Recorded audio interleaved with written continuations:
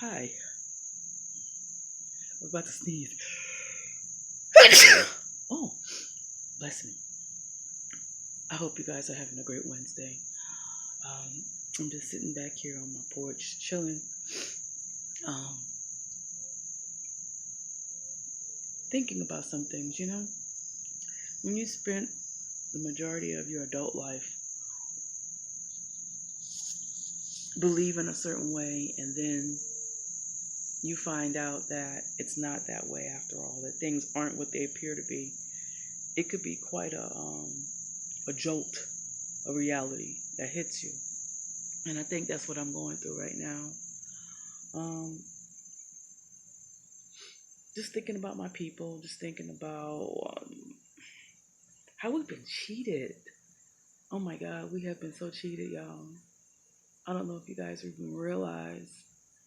I woke up, immediately wanted to research Mandela, um, Nelson Mandela.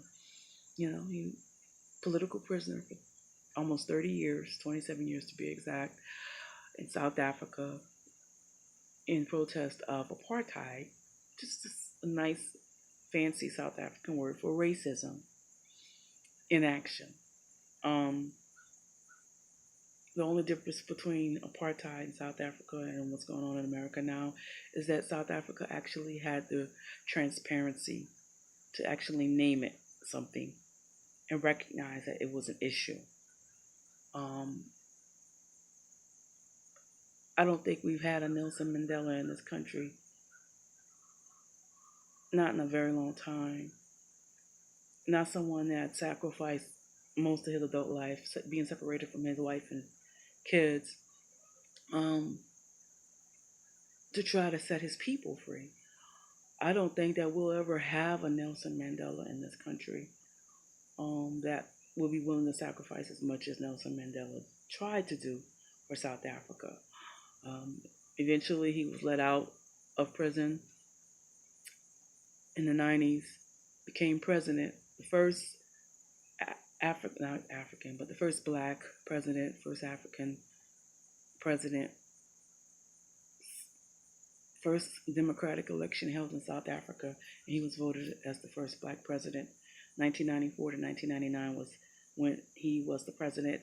He did a lot of things actually while in office, but there were some things that he did not get a chance to address.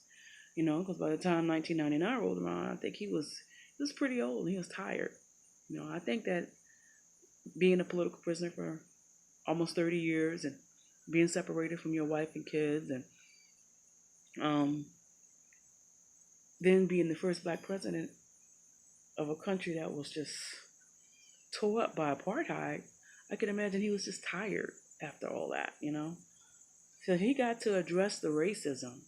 He got to where people were treated better, but he did not ever address the economic inequities and the gap between the rich and the poor, or just put plainly, the blacks and the whites in South Africa. And so 20 years later, after apartheid was gotten rid of and voted away, um, the economic inequities in South Africa, that never came to the table. That never was addressed during his administration. And the president that served after him, Becky, I'm probably not pronouncing his name correctly, um,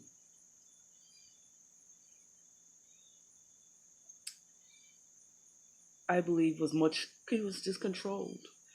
And, you know, it showed me studying that whole situation, the disintegration of apartheid and the administration of Mandela. It showed me that people, non-black people, non-African people, um, can walk and lock arms in arm with you on the issue of racism, on the issue of um, brutality and harassment against by law enforcement, by people killing and lynching and what have you. But they will not lock arms with you, and they will not be willing to discuss in detail It's specifically economic apartheid. It is okay. You go lock arms, they will lock arms with you and they will kumbaya with you all day long because they see, nobody should be treated that way. Nobody should be murdered just because of the color of their skin. Nobody should be treated this way because of their race. And they'll even let you have a little bit of education. Okay? They'll even say, well, you know what? Little black children should be educated too. But when it comes down to the nitty gritty, when it comes down to the economic empowerment of the people that you've oppressed for so long, they're not gonna lock arms with you on that. There's a lot of people that's on the BLM forefront that are non-black, that are locking arms, that are going to jail, that are yelling the loudest, Black Lives Matter, no justice, no peace. But they are staunchly against reparations. I said it, and I will stand by it. Because it's just something about the economic inequities, and it's just something about that money. They're not willing to try to give up that money. And, a lot of people hate when you... There's some black people that are against reparations, which I don't understand. There are countries all over the world that are paying reparations to Africans, or at least trying to. Not just Africans, but the reparations have been paid to other people for racial injustice, for genocide, slavery, the Holocaust. Jewish people get reparations for that. They got reparations for that. And that was just the slaughter, and I'm not trying to minimize it because I don't want nobody coming here and saying Winona is anti-Semitic. No, I'm not. But let's just keep the facts the facts. If the Jewish people can get reparations for the Holocaust, then why can't Africans get reparations for hundreds of years of slavery? And even longer than that, of oppression and Jim Crow and constant harassment based upon the color of our skin. Why can't we get reparations for that? Damages. Yes. Yes. We should. And there's a lot of black people that, I don't believe in that reparations. You're a fool. You better believe in reparations. Because if you are African American, you are owed some money. Because your forefathers worked for free for hundreds of years, for free, under horrible conditions, were killed, raped, maimed, murdered, tortured, harassed, made to fight in wars, only to come back and be treated like crap.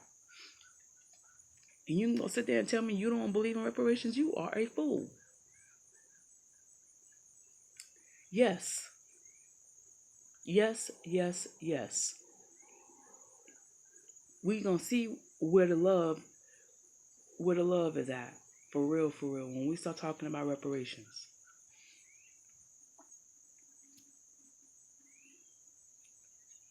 Now, a lot of people don't like that you talk like this. I mean, I could just look at my life. The opportunities that were taken from me or that were stolen from me because I'm black. No matter how intelligent I am.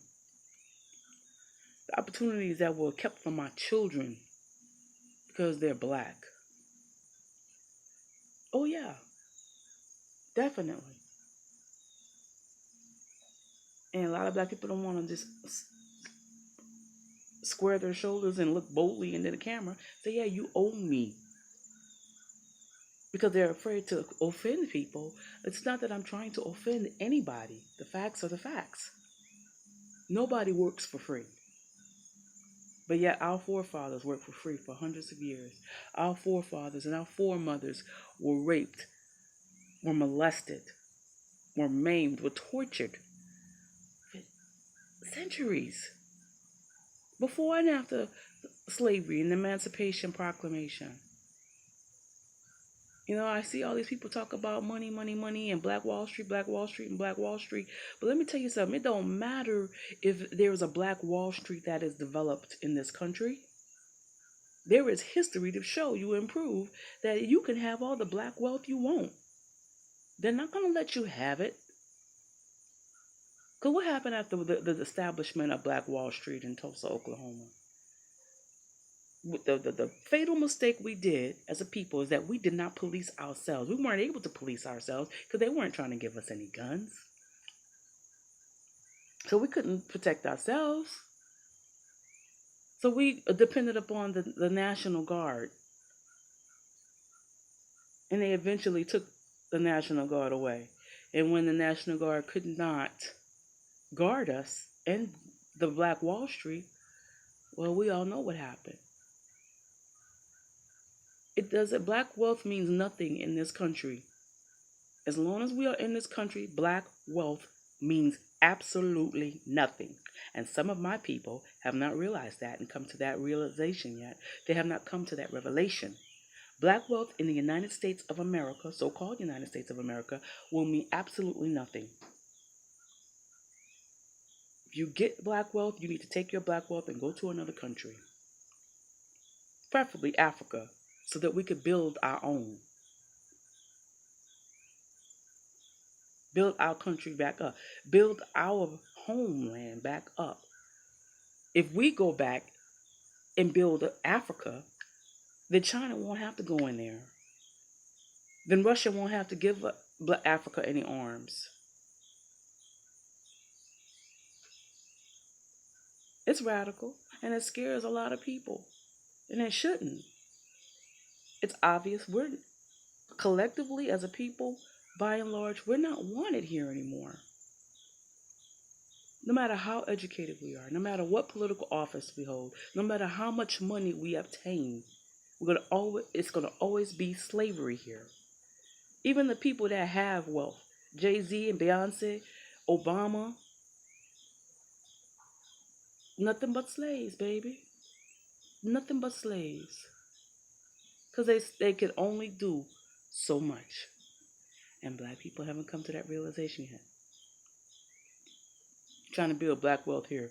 Trying to buy land here in the middle of KKK country. What for? That don't make any sense to me. No. Let them have it. Let them have it. Black wealth in America means absolutely nothing. Because black wealth will never equal their wealth, number one. Number two, if it starts to begin to look or even match and equal non-black wealth in America, I promise you they're going to try to find a way to take it, just like they did Black Wall Street. You better learn from history. Study your history. You think that they're going to let you just have some land and have houses and cars and money? You think they're just going to let you have political office and let you do what you want to do what you are elected into office? No, boo, it don't work like that. We get all excited about black people in this office or black people in that office, and you fail to realize that even non-black people in office are being controlled and manipulated by people with money in this country. Non-black people in this country with money run this country. And as long as they run the country, black people will never be free here. We will never be free. And a lot of people ain't going to hear me. They're going to say I'm just rambling and talking crazy and I want attention. I promise you I don't. But it's taken me over 50 years to come to this conclusion. And it's sad to me because I have grandchildren. I wish it wasn't true. I wish it weren't true. God, I wish it weren't true. But it is. You take it or leave it. Do what you want. But I promise you, it is what it is. Do your own research. And you'll see what I'm saying ain't all that far-fetched. We got to start changing our mindset, black people. We have to start changing our mindset.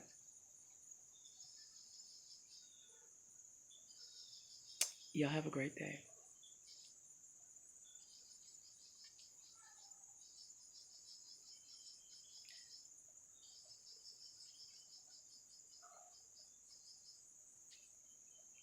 I can't turn it off. Maybe I'm supposed to be saying something else. No, I think I've said enough. Y'all be safe and be blessed.